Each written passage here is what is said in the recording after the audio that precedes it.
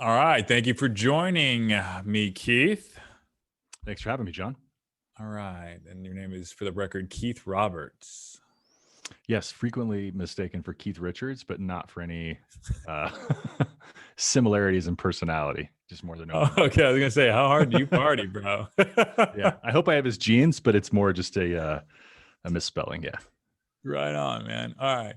So before we get into everything, I'd like to give listeners an overview of your climb. So I'd like you to tell me, us, how you built a 20-person agency, with revenues around $2 million, right? And essentially, your climb Mhm. is a story on, how you got there is where I'd like to start. Awesome. So it started in photography, actually. I went to school at Brooks Institute of Photography. I have a degree in industrial scientific and undersea photography, which is like the equivalent of a degree in Sanskrit, right? There are very few places like NASA, JPL, and the Cousteaus that I could work for. But when I graduated, I went through the starving artist period. I assisted for a few years. It was great. I got exceptional experience on presentation and client skills. But then after a year of being a starving artist, I was like, all right, I got to do something to make some money. So I got into doing graphic design. I'm talking like 1996, 97. So web was Wild West. In 98, I officially started Zenman. It was a freelance thing. I was doing photography and then graphic design for surf companies, for friends, different projects. And then it just started grew out of making the leap. When I finally made the leap to full time, I felt really blessed. I actually had a volunteer layoff.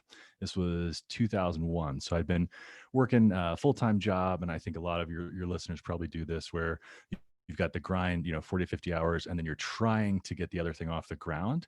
But there's this weird tipping point of when do I make the leap? When's there's enough security? When is my work not going to dry up as soon as I cancel my full-time job? And I was very blessed in that it was pre-September 11th. I had moved to Denver from Southern California. Equifax had acquired the company that I worked at. And after about 6 months, they figured out they had the exact same design team already here in Denver on the fourth floor that they'd moved me and my team to the third floor. So I was able to get a pretty decent runway. I had almost half a year of a decent severance. And, my thinking there is if I can't make this leap now, it's never going to happen. This is my free roll for, a poker term.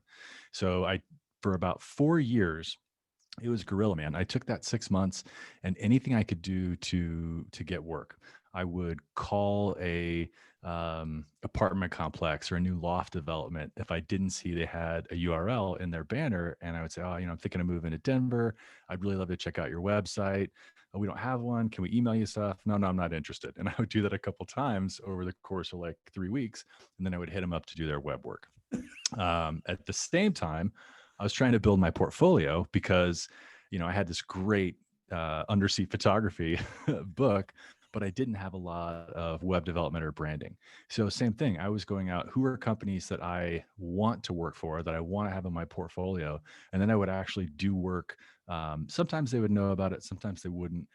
And then just present it to them. Hey, I built this website for this band. If you want it, it's yours.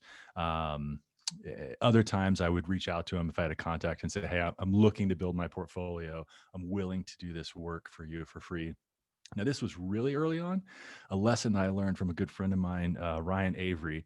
I love this kid. He was the youngest winner of the Toastmasters World's Public Speaker.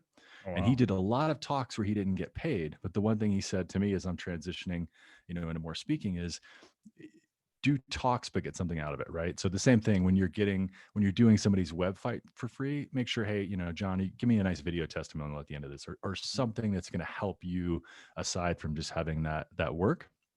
And the funny thing is, after about 5 years, I'd grown the business to a decent income. I was making low six figures personally. And then when I hired employees, my income just dropped. And it took another 5 years to get it back to the same place that it was. And during that time, we were going through this transition. I think a lot of agencies do where, you can get the D and the C clients, but without experience, without a reputation, you're not booking an airline. You're not booking, a motor vehicle company out of Detroit, right? And the ironic thing is, as I'm sure your listeners know, the D and the C clients take way more work and project management than an A client.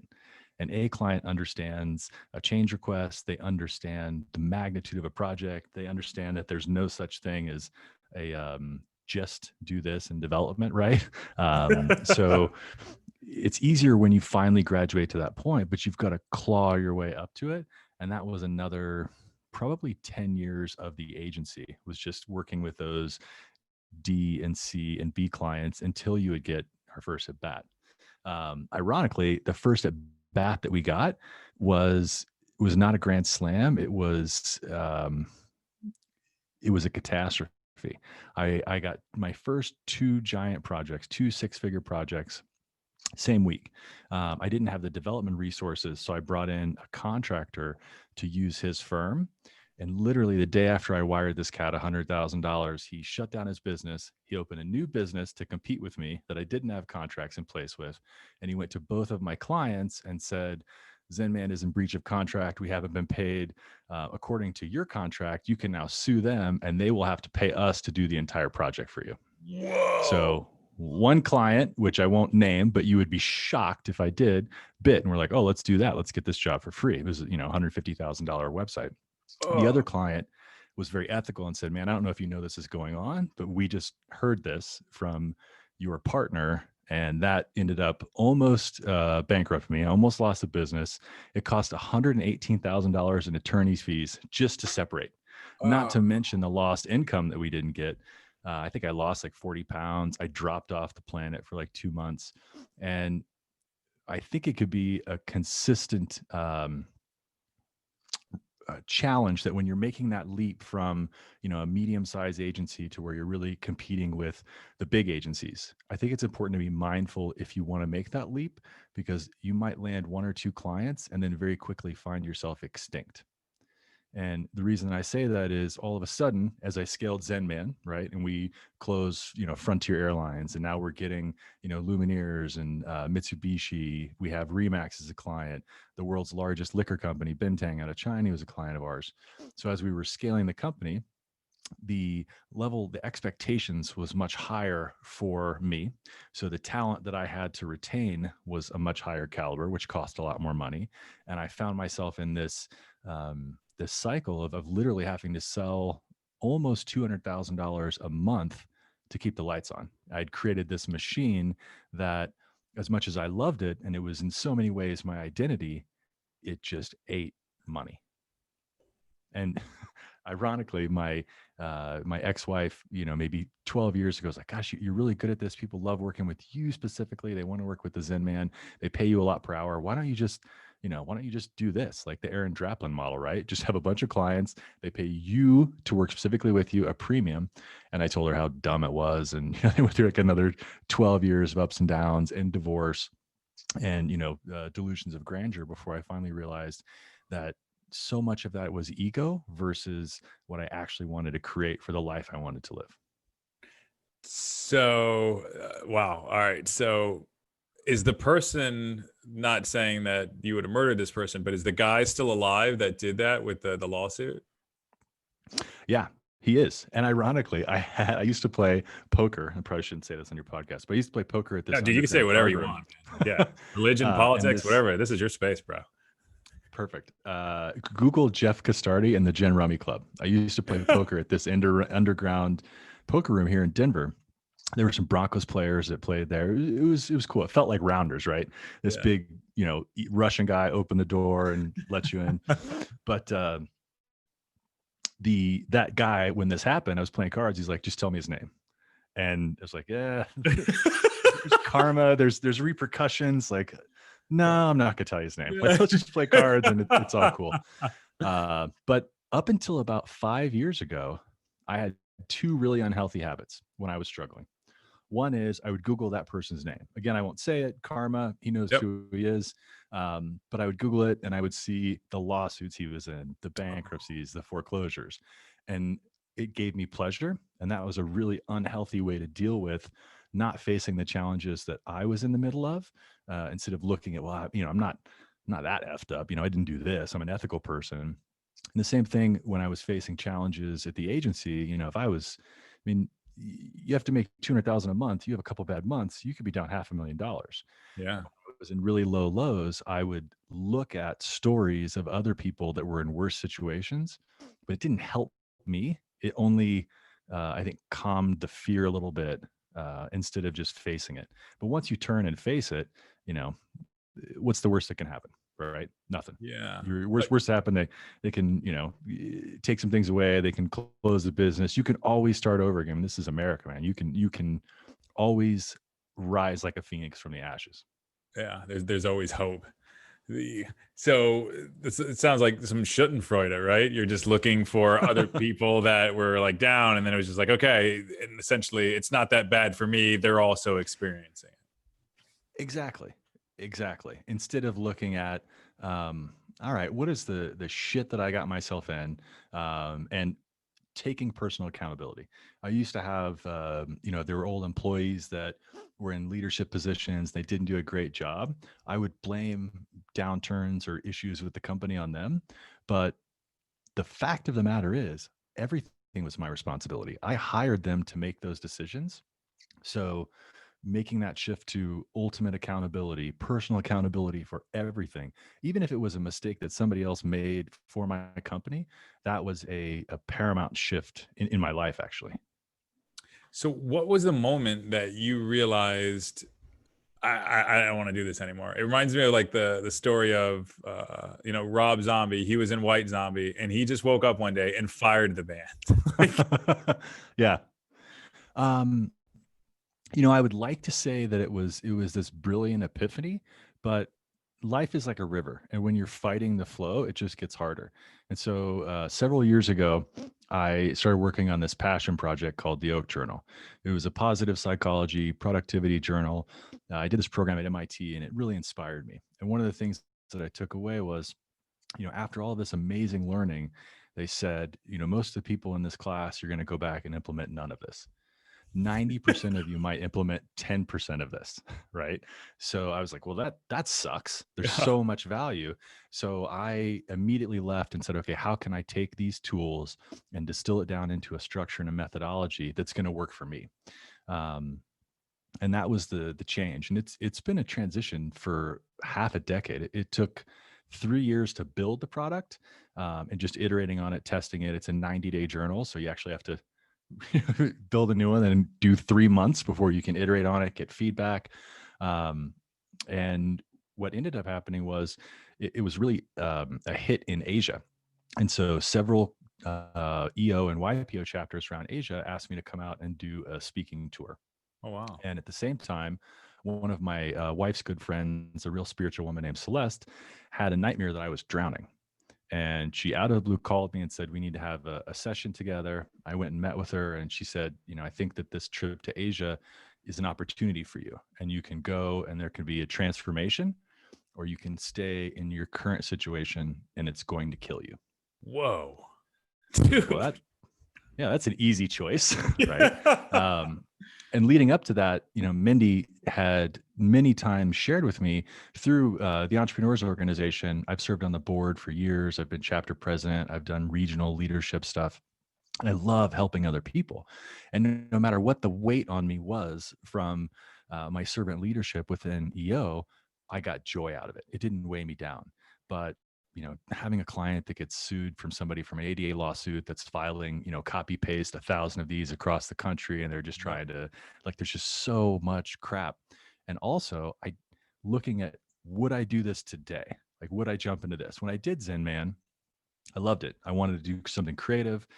Photography was, I don't want to say dying, but it was changing so much. When I graduated in 95, Getty Images was just emerging. So instead of hiring, two people to shake hands in a conference room and a location fee, an assistant and a scout, you went to Getty, right? And now you can choose between tens of thousands for pennies.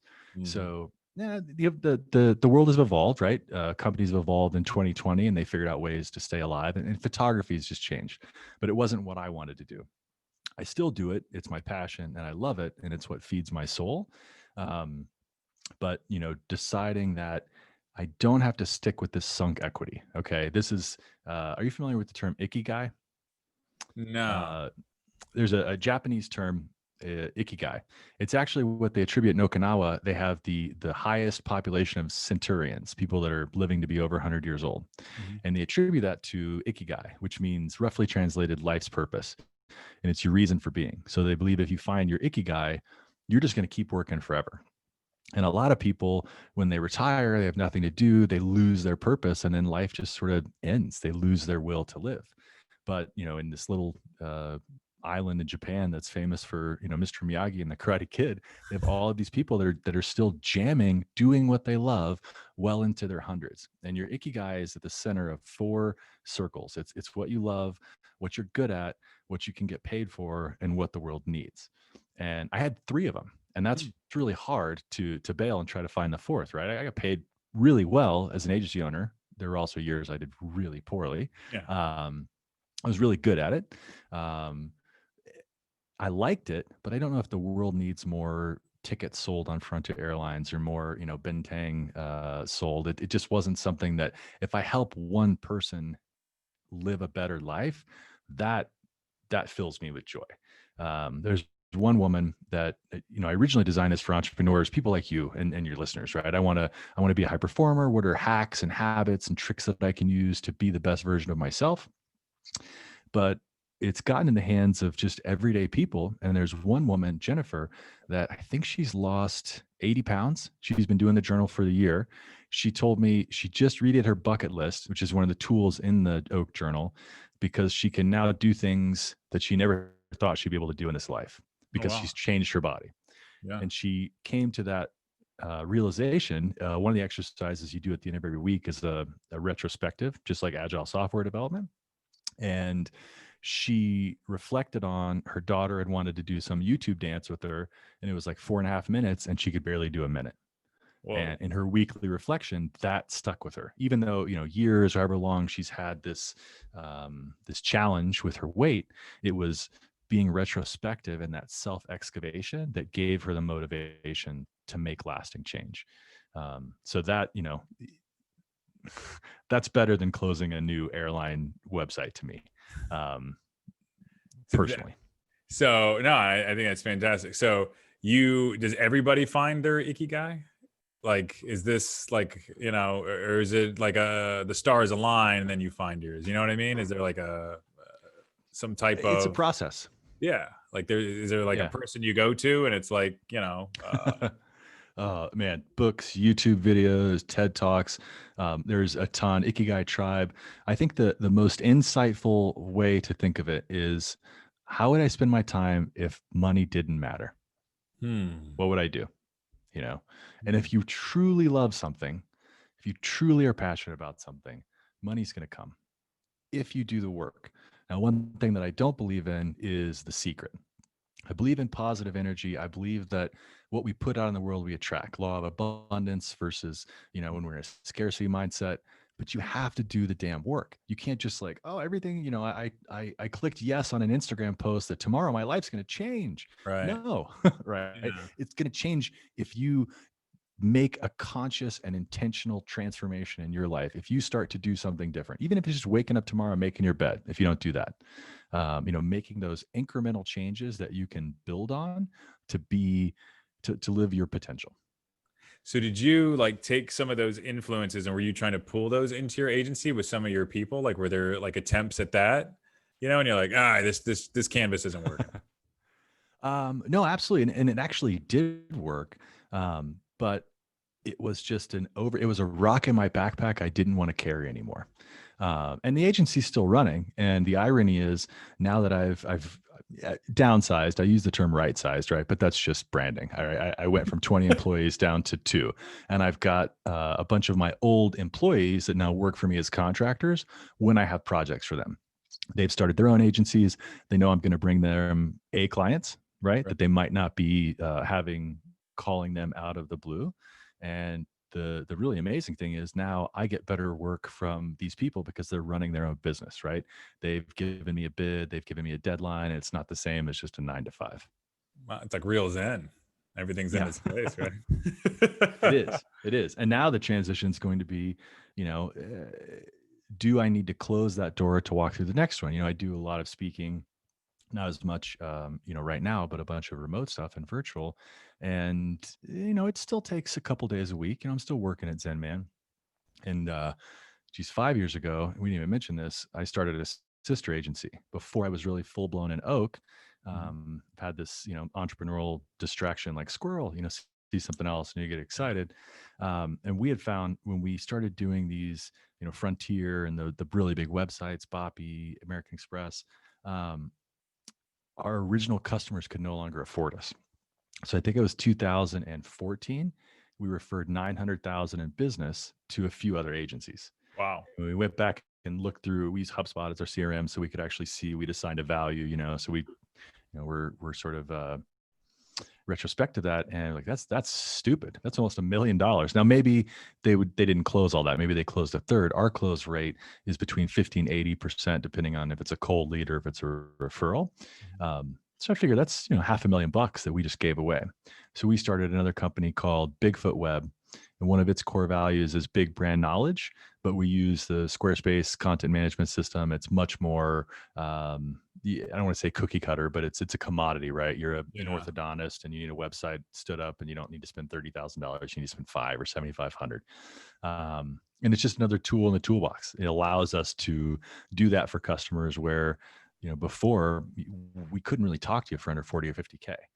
It's pretty off-putting to somebody that's opening a new, you know, ice cream stand, right? Yeah. And Sweet Action Ice Cream is one of my favorite clients here in Denver. They have amazing ice cream. So you started the other agency. You have the agency that's at 20 people, and then like I don't know. And then how you just start, you know, peeling the layers, and you're like, all right, we're just going to go ahead and downsize. You're going to start your other agency. Like, what does that? I don't want to say deconstruction, but that's just the only thing I can say. Like, how do you start, you know, dissolving into what you are today? um, So 2019 was a pretty brutal year, Yep. just an off year, and so we did some downsizing out of necessity, right? Okay. What work do we have? What employees do we have? Downsizing, and then when I made that leap to going to Asia and just being on the other side of the planet for the year, that was really where we cut, you know, everything except one person that I've kept. That's sort of my right hand. Um, Again, I don't want to take credit for making this like brilliant change or transformation. It's No, go just for it, been bro. life unfolding the way that it's supposed to and Yeah. not resisting it, right? If somebody Right. tells me make this change or you're going to die, like I'm going to listen to that and maybe be open to going on this trip and coming back changed. And it's different. And I think the biggest challenge, Ryan Holiday wrote an excellent book on this, Ego is the Enemy. You know, so many of the things that I built with this agency, the cool office, I can't even tell you how much money I spent on custom beetle kill furniture or like, you know, vintage funhouse pinball machines, like all of these toys that didn't matter. You know, I Yeah. told myself that they helped me close these big clients, right? It was impressive and you have this creative feel. And I do believe, and you can see by what I surround myself with, like what you're around inspires you. So surround yourself by the stuff that you like, but you don't have to go spend, you know, hundreds of thousands of dollars on toys to look cool. People are going to work with you because they like you and because of the quality of the work that you do. And customer service, be of service, right? Every single client that we have, I always try to be of service. How can I add value? Even if you're just telling me I need you know, very simple website. I want to understand your business reasons so I know your goals and we can have KPIs and I can outperform your expectations.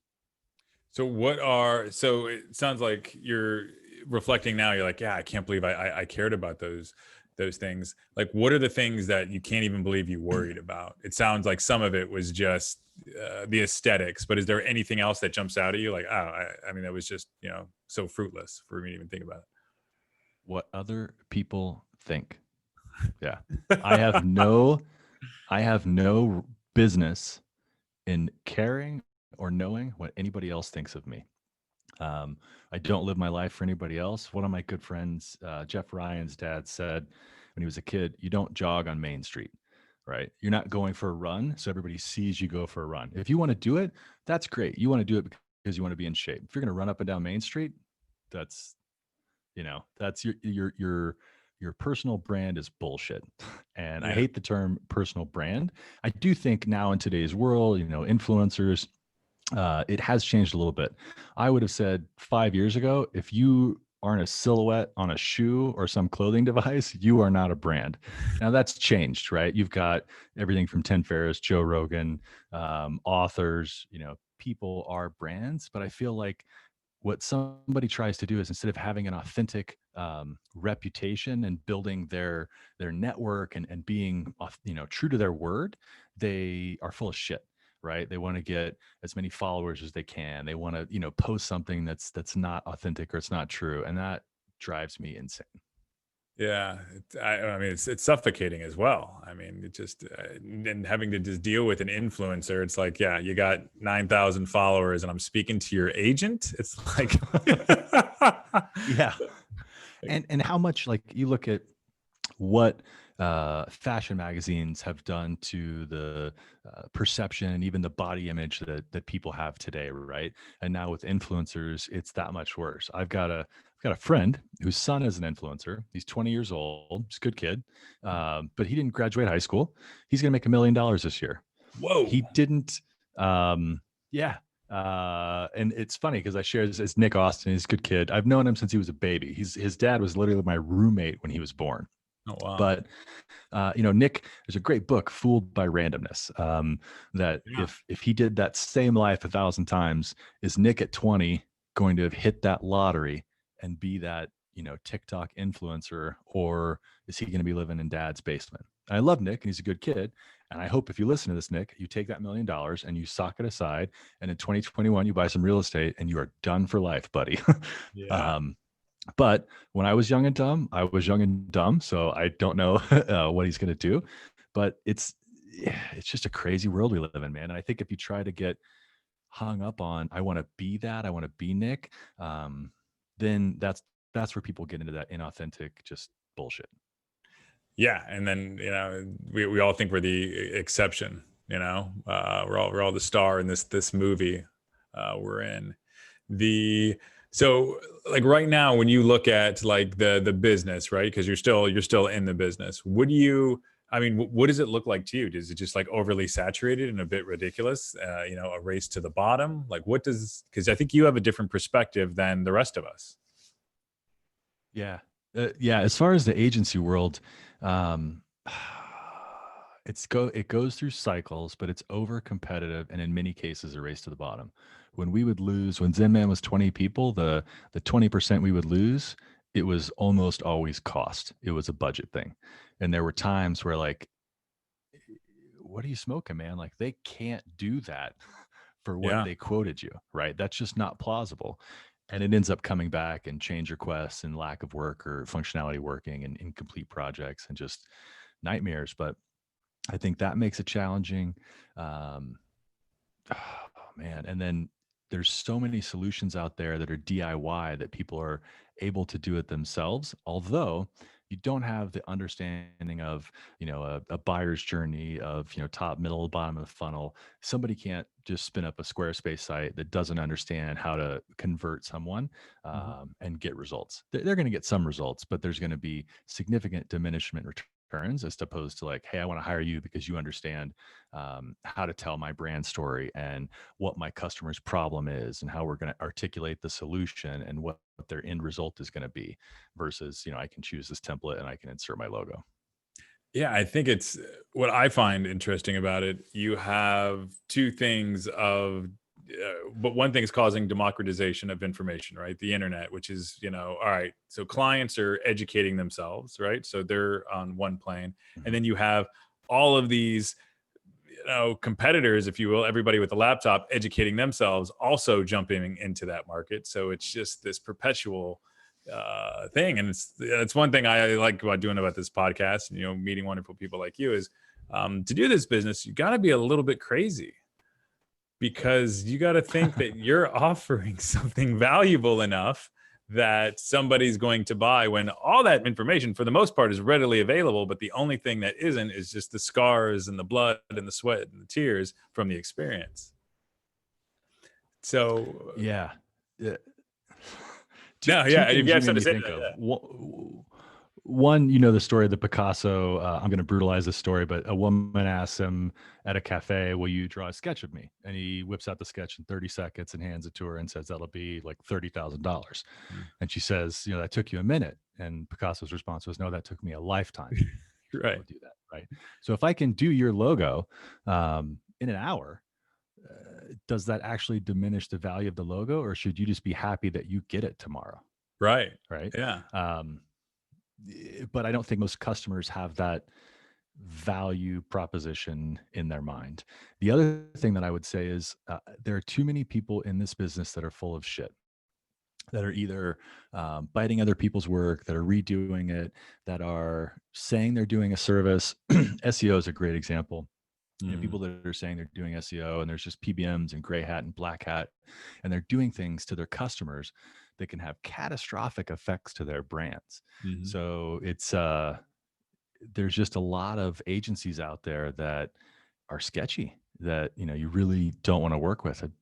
Probably 70 to 90% of our clients, we're in a new brand that started. It was, "Hey, we fired these other assholes. Can you Mhm. please help us untangle this?" And some of the scenarios that we've encountered over the years are mind-boggling, with the way people painted themselves in the corner and giving the agency the keys to the castle and just letting them train wreck it. Dude, From yeah. owning domains to trying to sell to, we had an employee, I won't say this name, a customer. He fired a kid that was sexually harassing an underage employee. It's at a restaurant, Cool. a more like a fast food restaurant. We have a lot of restaurant clients. It is none of my fine dining clients, so it's none of them. But it was like a fast food restaurant. That kid had bought the domain using the owner's credit card, but he'd set it up in his name. And then after he got fired, because he didn't show up in work because he was in jail, Wow. he wanted to sell the URL back to the owner for $27,000. Oh, dude, so shady. So just you dealing with all of that crap, right? Versus I helped you transform your life. Like you wanted to write a novel, and the tools that I gave you helped you accomplish that goal. It's just a different, it's a different world. Yeah, there's not the challenges, the bullshit. I mean, I wouldn't trade the 23 years that I used running this agency for anything. Um, because now I have these tools to go do what I want to do. You know, I've helped companies. Ibotta is a great example. I started working with Brian Leach, brilliant cat. He was an attorney, partner law firm. He had this idea for an app. His father-in-law said, "If you don't do this, you're a dipshit." Helped him raise $3 million. Brian has scaled this to $1 billion company. We Whoa. did his from his logo to the original UX of the app, and I've helped people do this. I have so much stock that is worth toilet paper. That is the one client over 23 years is like, "Brian, I want." I think our original engagement was like 100, maybe a little under 100K, and I asked him to do half in trade for stock, and his investors said no, and that would be worth, every once in a while he tells me, last time it was like $2.25 million. Oh, wow. But I've got a lot of other stock that's literally scrap paper. But that was one of the things, like, all right, I don't control doing work for other people when they convince me to do it for free, the end result. So Right. why don't I figure out something that I can do the work and control the end result? And that was one of those big shifts with Oak. And when I was trying to figure out the company that I wanted to create, the product and the service company, it was, what skills do I have to be able to do this myself, right? I don't want to be dependent on anybody. I'm in the opposite. I want to grow this company to between 1 and 10 million, and I want no employees. Wow. No employees. Why no employees? Why employees? Like, I will have a couple agents. There might be a couple times where if there was somebody I would bring in as like a CMO, if I had an agency that was doing stuff and I could get somebody in. But even then, if you have one person that has all the keys to the castle, and then, you know, that they're hit by a bus or that they go to a competitor, or I don't know, you can't have one person that has you by the short and curlies, right? You have to understand what's going on within that organization and be able to replace anybody on Monday. Right. And so if I could scale this to where, you know, fulfillment's done by a fulfillment center, I've got a couple partner agencies that do the work that I need them to do as far as Facebook, Instagram, paid advertising, and then the stuff that I'm good at, I'll do.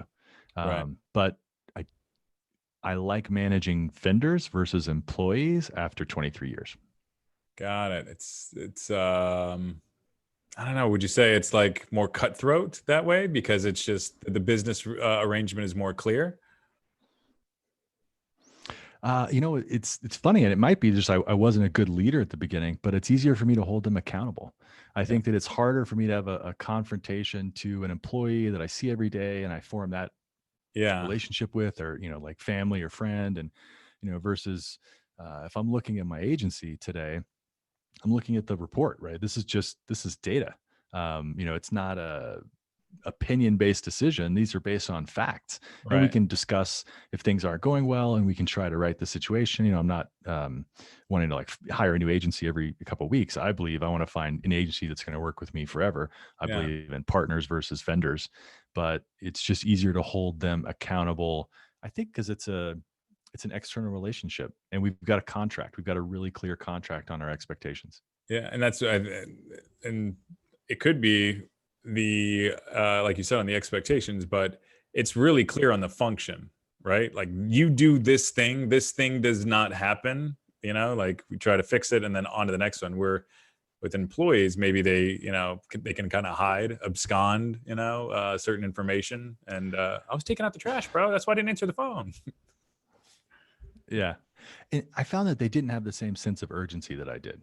And for years, I wanted them to. And then I had the realization that, well, if they had the same urgency and drive and ownership that you did, they're just going to start their own agency, right? They don't Mhm. want to work for you.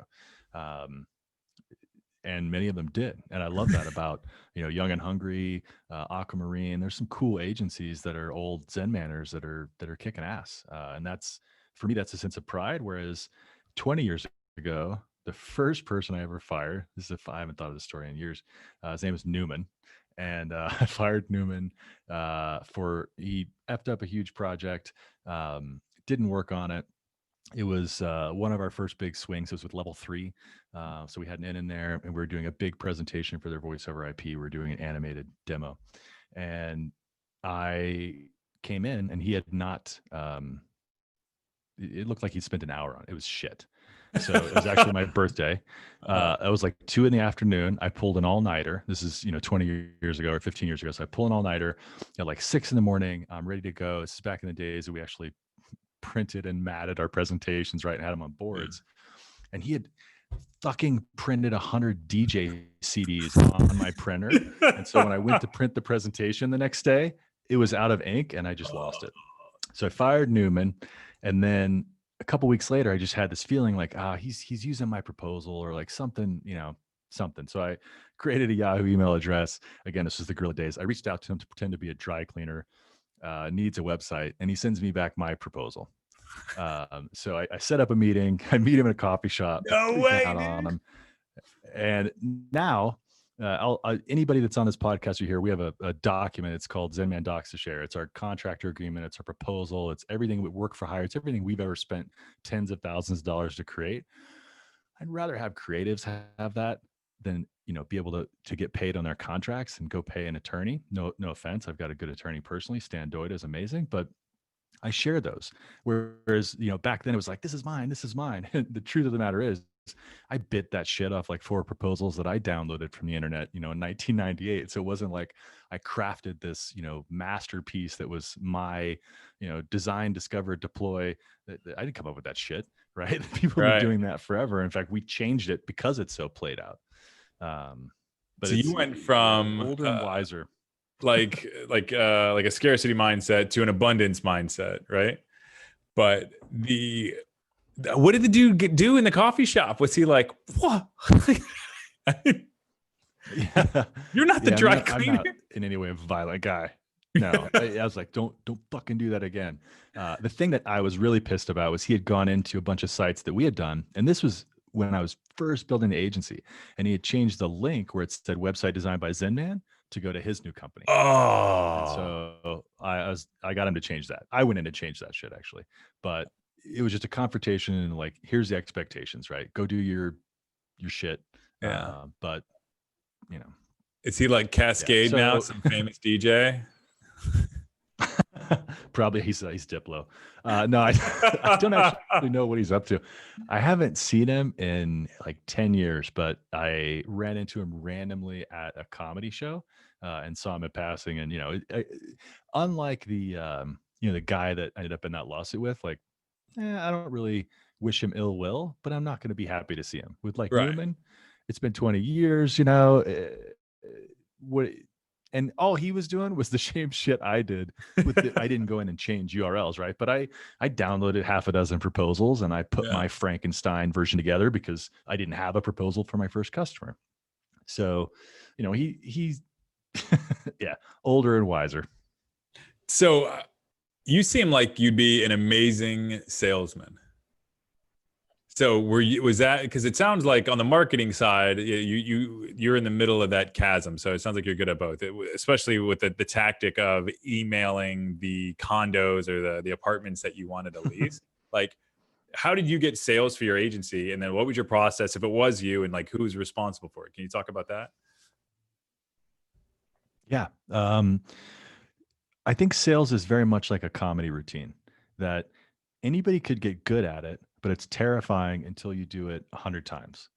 The first sales pitch that I went on when I had Zenman was a record store in Colorado Springs. I mean, again, this is like 99. So e-commerce was, I didn't know what the hell to charge it. We were going to be building it from scratch. It's so lucky we didn't get the job. My mouth was dry. I couldn't talk. My palms were sweating. And it was just a matter of practicing the pitch, right? And getting better at it and realizing what are the things that I say that resonate with people. I think the most important thing for anybody out there that's building this is the power of the pause and truly listening to everybody. Most people are just waiting for you to shut up long enough that they can start talking. They're not actually listening to what you're saying. So if you listen to what your customers are saying, and then before you respond, you just count 3 seconds. It gives you one time to make sure you're not putting your foot in your mouth, actually think about what you're going to say, but it gives the person the impression that you were really authentically listening to them and you were going to digest that. The other thing, just like with comedy, I've seen Chappelle dozens of times. Most of the time at like Comedy Works when he's working shit out, and then the Red Rocks that becomes the Netflix special, and you see those same jokes evolve over 6 months to a year, and he's working it out. So the same thing with your sales pitch. What are the things that work for you? What are the funny anecdotes? I always say when we're coming up with KPIs, if we use facts, we'll use facts. If we have opinions, we'll just use mine. Everybody laughs. Oh, I want to use that. But you get that thing that's like, oh, people like that. They laughed that broke the ice. Like, I'm gonna say that every time this is an opportunity. The other thing, the most important thing, is know your shit. And if you don't know your shit, don't bullshit, right? It's not a problem to say, you know what, that's a really good question. I'm not familiar with that integration. I'm going to have to talk to a developer and we'll get you an answer on that. I don't want to tell you something that's inaccurate. So too many people are just full of shit. And I think that's that 80-20% of agencies out there that, I know of shops that they charge recurring monthly packages and don't do anything, right? Mhm. Until the client calls them and freaks out. And then it's, retroactively they're trying to fix stuff versus just being of service. If you keep a client, I mean, our first client is Urban Ventures. It's a developer, Susan Powers, who's a very good friend of mine still to this day. She's still my client. She was our first official client at Zenman. And it's because I was of service. And when things did go wrong, because over, a year, let alone 20 years, there's going to be things that happen, right? You're going to make mistakes. You're going to miss deadlines. No matter how exceptional you are, you're going to face challenges.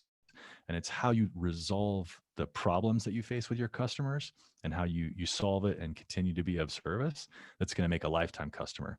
And that would probably be my biggest recommendation for your listeners is put the energy into keeping a customer instead of acquiring new customers.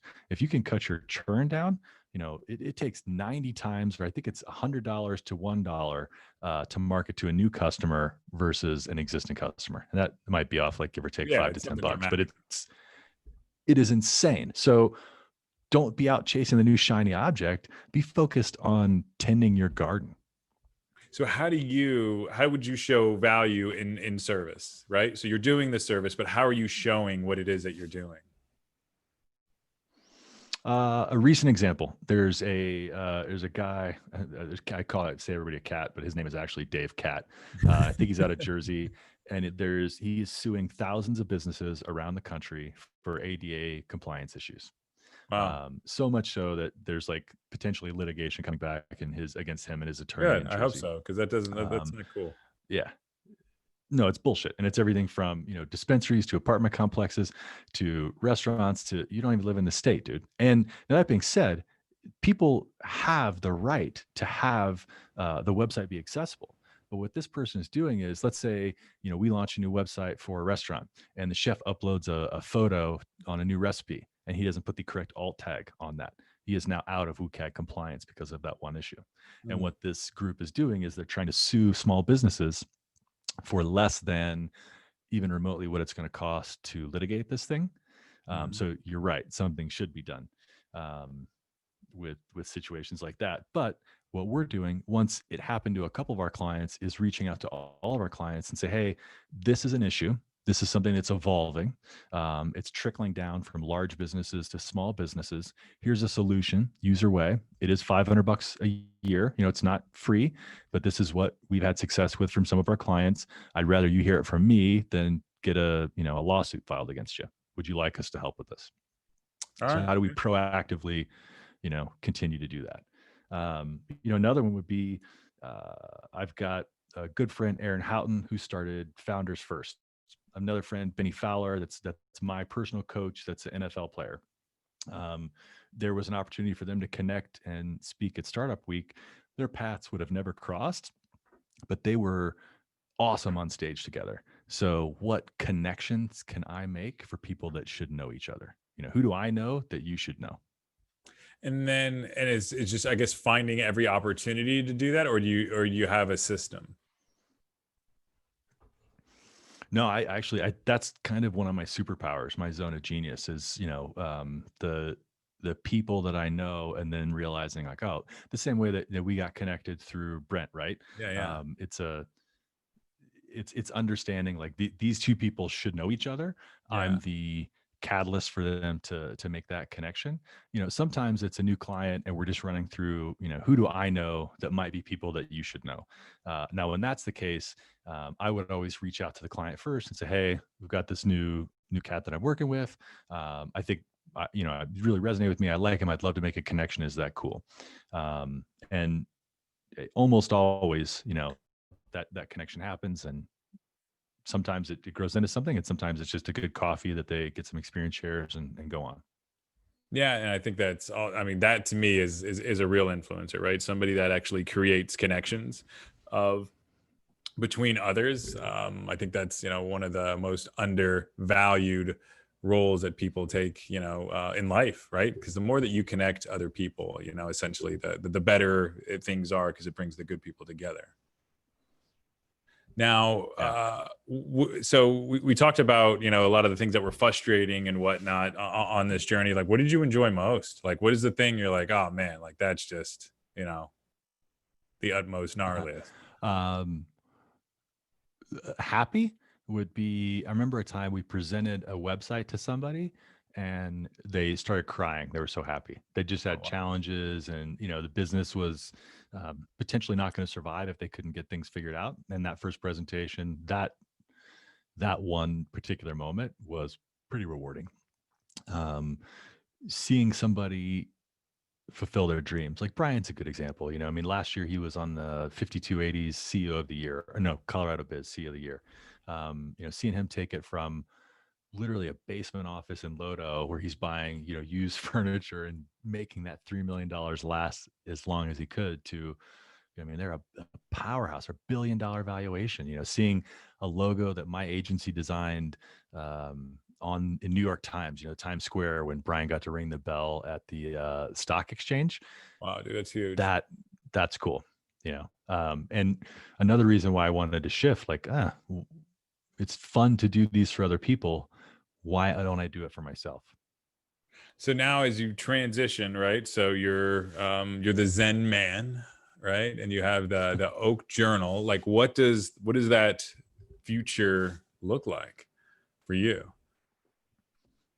I've this is the year that I'm transitioning. So EO is they have a $1 million qualification. So you have to have $1 million in gross revenue to qualify. Yeah. And my goal this year was I made it this hashtag this year. I'm going to make the change. So I'm going to intentionally spend my time scaling Oak and just be very strategic with the few clients that we do take on. We turned down visitdenver.org. We weren't guaranteed it. We were one of the people that were pitching them. Yep. But it's probably $250,000 job, and we were like, you know what, this is not the right time for us to take on this project, so we're going to pass. So passing on projects that give me time to work on scaling Oak. Um, right now I was doing a ton of speaking, traveling. Now everything is just like this. So it's all virtual. And the cool thing about that is I can now speak. I've got a talk next week in Barcelona. I did one in Argentina 2 weeks ago. Got one coming up for all of US West. So you can reach the world with the technology that we have. That's amazing. And I'm being intentional with it that, I'm crushing these presentations. I'm doing the best that I can so that 2 years from now, they want me to come to Barcelona and do a presentation. They want me to come to Argentina. So, really taking this time in 2020 to um, use it to make a metamorphosis, to make that transformation. I could see, some sort of humble exit at the beginning if there was somebody that I trusted to take over the agency. We do have a pretty decent lead flow and some existing long-term contracts, but that's in transition right now. I'm really trying to figure that out. We'll see what happens. Yeah, we've got a Kickstarter launching for Oak coming up here in a few weeks. So depending on how this goes, that could really initiate change quicker. But it's weird. It's hard to close that door. It's been 23 years of my life. The agency's name is my nickname. It's gonna be an interesting change for sure. Yeah, because yeah, I mean, and there's famous designers and some others. The other gentleman you mentioned, where they have like a team, it's themselves and like 2 to 3 other people around them, but essentially they're the brand and the yardstick of quality for all the work that they do. I don't know. I don't know if that's a potential future, or if it's or it's Oak. I don't know what the future holds. And then speaking of Oak, how did you come up with that name? Good question. I've got two buddies that are my partners in this, Ollie and Adam. And for it's probably like 7 years, we were meeting like every couple months. Man, we got to start a new business. What do you want to do? And when I had this idea, they wanted to be a part of it. They helped fund it. They do a lot of the back end stuff. They're equal partners in this. And so it's Ollie, Adam, and Keith. Got it. Simple enough, man. Yeah, I didn't know if it had anything to do with Yeah. the quality of wood. I'm a carpenter's son, so like, yeah, you hear something about You, wood. dude, for the market, it didn't suck for marketing purposes. There's all kinds of nuances and meaning that I could weave into it. But I believe in authenticity. It started with Ollie Adam Keith. The logo's an oak tree. There's the roots that you're planting, that you're growing, constant growing. There's so many uh, ways I could take that for marketing. Yeah. Yeah, and it just it all envelops into one thing. Now, where so it sounds like you have a barometer for bullshit. So you how many people do you think are in a similar position that you're in, that potentially own agencies, work in agencies, and they're like they don't want to be doing this? Like, can you see like a lot of that? Thousands, Yeah. thousands. Like, Yeah. what would you recommend to them? Like, how can they get out of that? Because I know I've had friends that have sold agencies that have gotten out of it. I know others that are getting into it. A lot of people think that it's easy, and this is by far one of the toughest businesses. It's easy. It's like piano. It's really easy to suck at, but it's Yeah. very difficult to master. Yeah, and you're gonna have to spend a lot of time. You're gonna have to put your 10,000 hours in, and you're gonna have to work with a shitty F and D clients before you get your first C. Hmm. and those are more work and they're less money. And those people are spending their 401k to invest in this idea, which might be the dumbest effing thing you've ever. One of our first jobs, we built an e-commerce site that was diaper cakes. So they sold you a cake made of diapers that would be themed with like a fireman or like some, Like you're gonna eat this thing? baseballs and stuff on it. No, the thing is like a baby shower, like you need a bunch of diapers. The problem is shipping a diaper cake costs 3 times what the product was. So like the business Oh, model was flawed to yeah, begin with. yeah, So we tried to make recommendations, but at the same time, it's, sometimes you're just doing soul sucking, like building a website for diaper cake. The only one that I built that was worse than that was like I won't say his name, but it was like a male bodybuilder. His brother had written a book and he had a website on like the best abs or something. And it was these pictures of him in the Platte River with like women in like tiger bathing suits. It was it sounds like something out of the awful, man. '80s, man. Trying with this stuff. Yeah. Yeah. Very, very much so. Um, and that stuff is soul sucking. Like commercial work can be soul sucking, but at the same time, it's commercial work, right? You can't choose. Not every client's going to be an ayahuasca retreat in Peru that I want to go, participate in and learn about and then do it and love and be a part of you guys forever. It's sometimes you know, it's selling diaper cakes, Yeah, or widgets. Um, so when that's the case, I think it's important for anybody to have something that feeds their creative spirit, that feeds their passion, that you actively participate in and don't just let die. got it. This is something that feeds their soul. But what if they want to, like, what would you recommend, like, them to go and get out of it? Like, I mean, is that you've obviously looked at this? Did you look at like potentially selling? Did you, because it sounds like you've taken a very organic, scaled approach, where it's like, all right, which is cool. It sounds like it's very deliberate. Um, it, I'm not. I mean, I merged mine with a good friend of mine, my agency, with my friend's agency.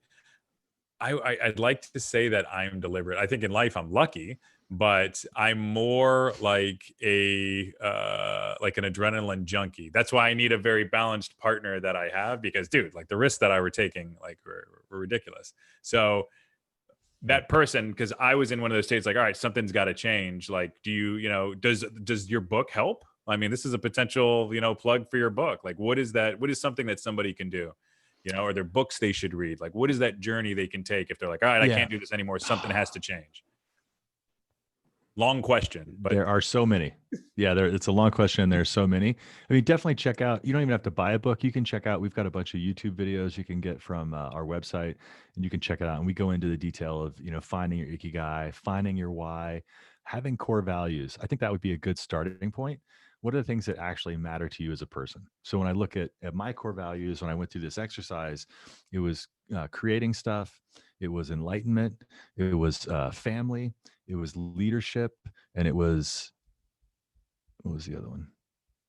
Creating, leadership, spirituality, family. I think it might have been laughter, actually, or no, adventure. I'm sorry, the last one was adventure.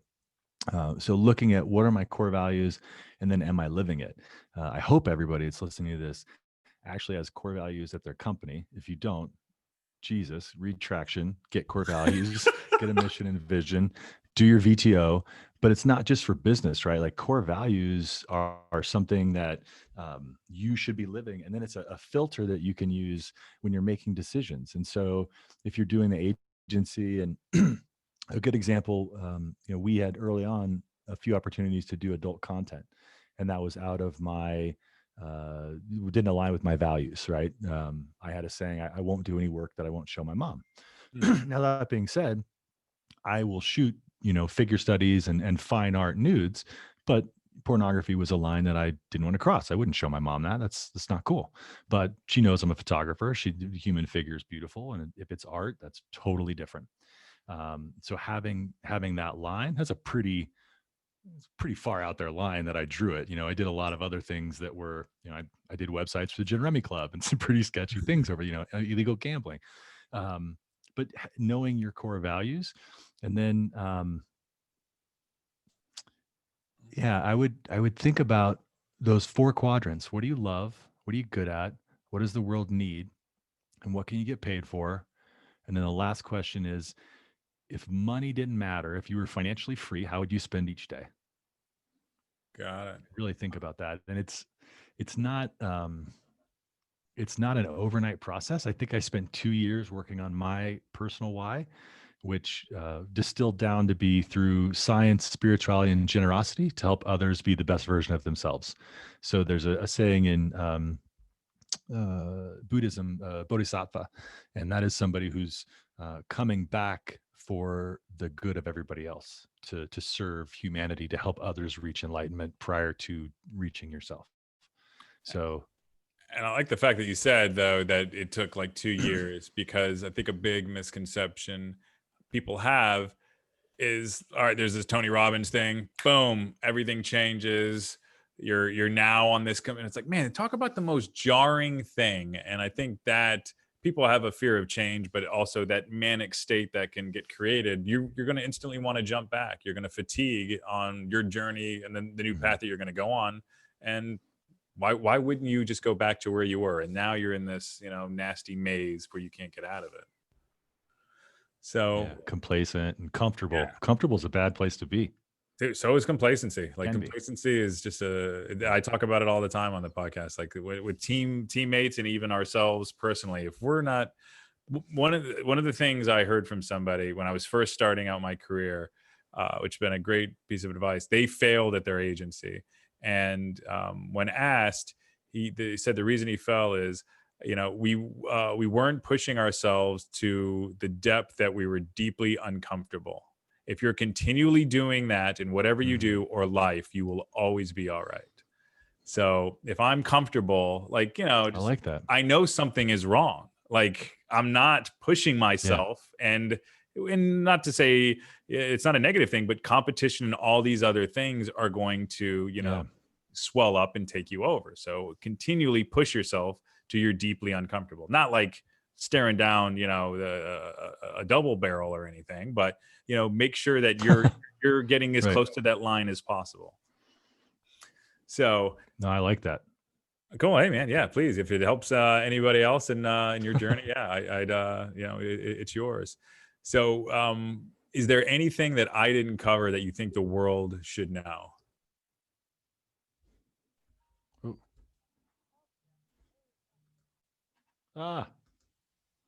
Did I lose you? Sorry, I lost you for.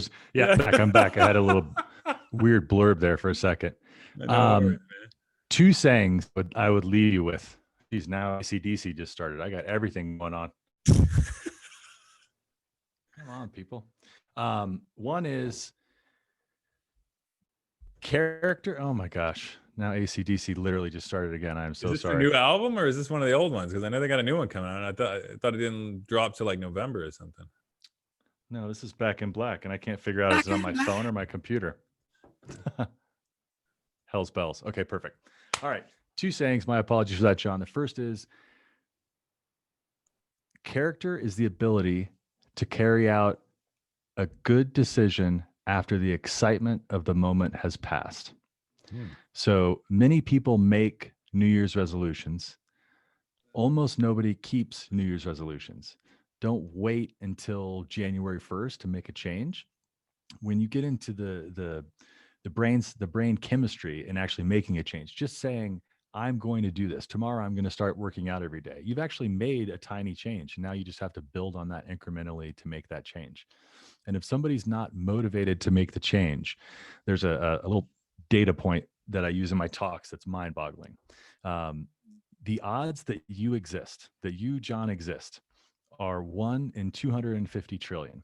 And that's actually taking a lot out of it. That's assuming, and to give you the math here, your mother was born with between 1 and 2 million eggs. We'll take it down to 1 million.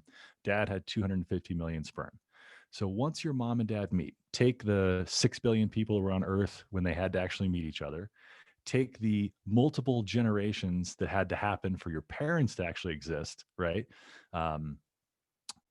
Once they met, once they were together, and once they conceived, the odds that you exist are 1 in 250 trillion.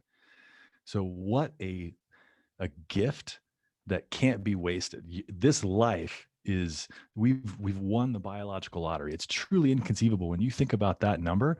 And I tried to take it back for my keynotes. I used this at the beginning and just say, okay, if we did that times three, like let's just go back to your grandparents. And I couldn't even read the number. It was a bunch of letters and like weird shit. I'm like, I Yeah. don't, 250 trillion. I can't times whatever. So, we have this gift that is this life. And take that out. Think about the fact that we exist right now. Even though 2020 we're all facing challenges, I'm on a video call with you. We're not 20 years ago, we couldn't even do this. Right. Right. I had to call you on nights and weekends to even talk to you to not pay some crazy long distance fee. The fact that we, don't have a lifespan of 30 years, just because we're a few hundred years older on the span of this planet. I mean, there are so many things that we are gifted with. I think if you don't have a daily gratitude practice, you are doing yourself a disservice.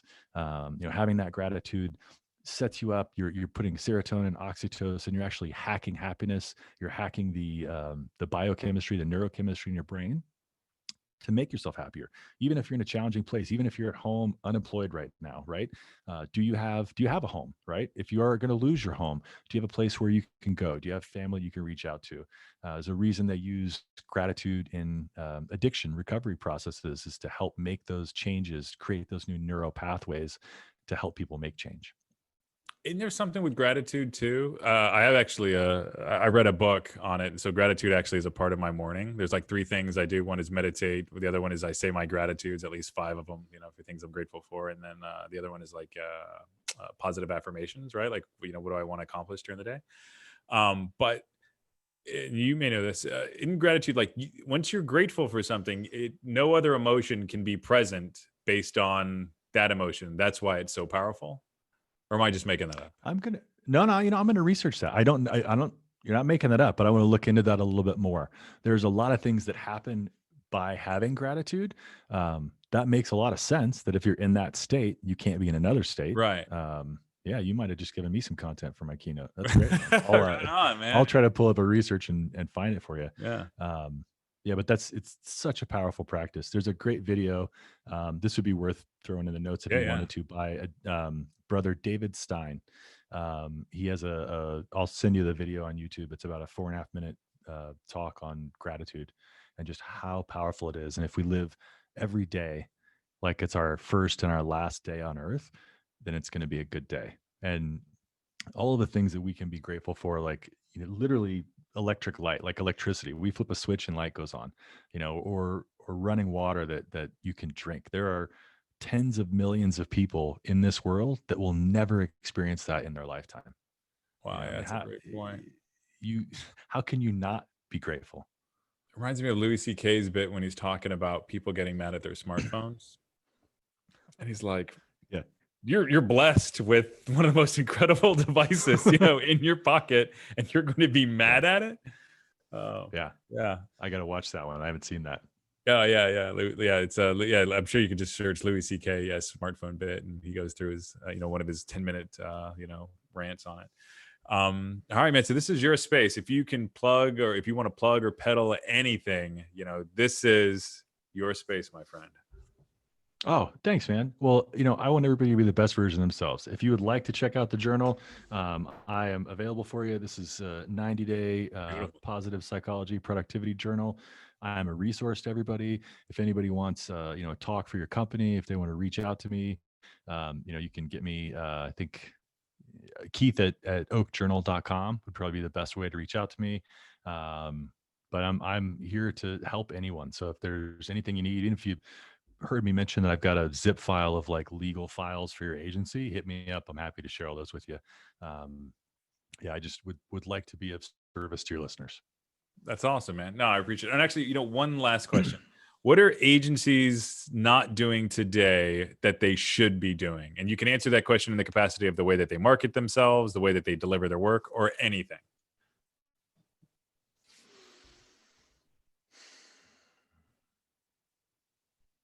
I think it's worrying about your current customer and not your next customer. Like we talked about, Okay. don't have churn, right? If you have a customer, what's the lifetime value of that customer? And how can you constantly be adding value? And this is something I think I did a shit job, right? We've probably got 800 customers over the 23 years. If I had consistently thought about quarterly, the active customers that we have and say, okay, what do these people need? What are their competitors doing? How can I help them? How can I give them an edge? What's the differentiator that I need to be highlighting for them so that they shine above their competition? I think personally, and many agencies are focused on the next thing and not the current thing. So focus on the now. I love it. Awesome. Well, thank you so much, my friend. This was Yeah, man. fantastic. Thank you, John. It's good seeing you. Likewise, brother. Have a great day. You too.